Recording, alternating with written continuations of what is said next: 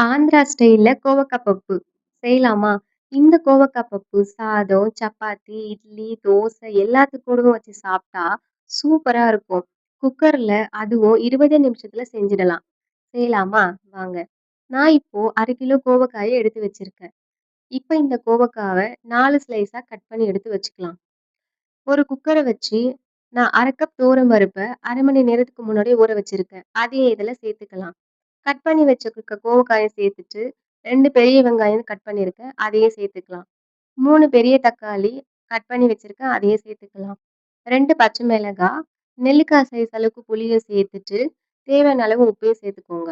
1 spoon மஞ்சள் தூள், 2 class அளவுக்கு வாட்டர் சேர்த்துக்கோங்க. சேர்த்துட்டு, மூடி போட்டு 5 விசில் விட்டுக்கோங்க. ப்ரெஷர் எல்லாம் ரிலீஸ் ஆனதுக்கப்புறம் ஓப்பன் பண்ணி பார்த்தீங்கன்னா, நல்லா வெந்து வந்திருக்கும். இப்போ இத மத்து இல்லன்னா மேஷர வச்சு ஒண்ணும் பாதியுமா கடைஞ்சு எடுத்துக்கலாம். ஒண்ணும் பாதியுமா கடைஞ்சு எடுத்தா தான் பப்பும் டேஸ்ட்டா இருக்கும். காயும் வந்து வாயில தட்டுப்படும். இப்போ இத தாளிக்க ஒரு கடாய் வச்சு தேவையான அளவு எண்ணெய் சேர்த்துக்கலாம். எண்ணெய் எண்ணெய் காஞ்சதும் கடுகு சேர்த்துக்கலாம். கடுகு பொரிஞ்சதும் சீரகம் போட்டு 2 காஞ்ச மிளகாயும் சேர்த்துக்கலாம். இப்போ இதுல ஒரு கட்டி பெருங்காயத்த சேர்த்துட்டு 10 பல்லு பூண்ட நான் தட்டி வச்சிருக்கேன். அதையும் சேர்த்துக்கலாம். பூண்டு நல்லா வதங்குனதுக்கு அப்புறமா, ஒரு பெரிய வெங்காயம் சேர்த்துட்டு, கண்ணாடி பதம் வர அளவுக்கு நல்லா வதக்கி எடுத்துக்கோங்க. இப்போ இதுல ஒரு கொத்து கருவேப்பிலைய சேர்த்துட்டு, காரத்துக்கு 1 ஸ்பூன் மிளகாய் தூளையும் போட்டுக்கோங்க. 1 நிமிஷத்துக்கு நல்லா வதக்கி எடுத்துக்கோங்க. இப்போ வதக்கி எடுத்து வச்சத கோவக்கா பப்புல சேர்த்துக்கலாம். சேர்த்துட்டு கரண்டிய வச்சு நல்லா கலந்து விட்டுக்கோங்க.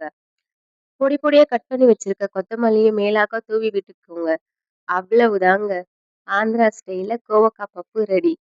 சூடான சாப்பாடு போட்டு, அதுல இந்த பப்புவையும் மேலாக்க விட்டு, 1 ஸ்பூன் நெய்யும் விட்டுக்கோங்க. 2 அப்பளத்தையும் வச்சு சாப்பிட்டா வேற லெவல்ல இருக்கும். ட்ரை பண்ணுங்க. இந்த வீடியோ பிடிச்சிருந்தா லைக் பண்ணிட்டு, சப்ஸ்கிரைப் பண்ணிக்கோங்க.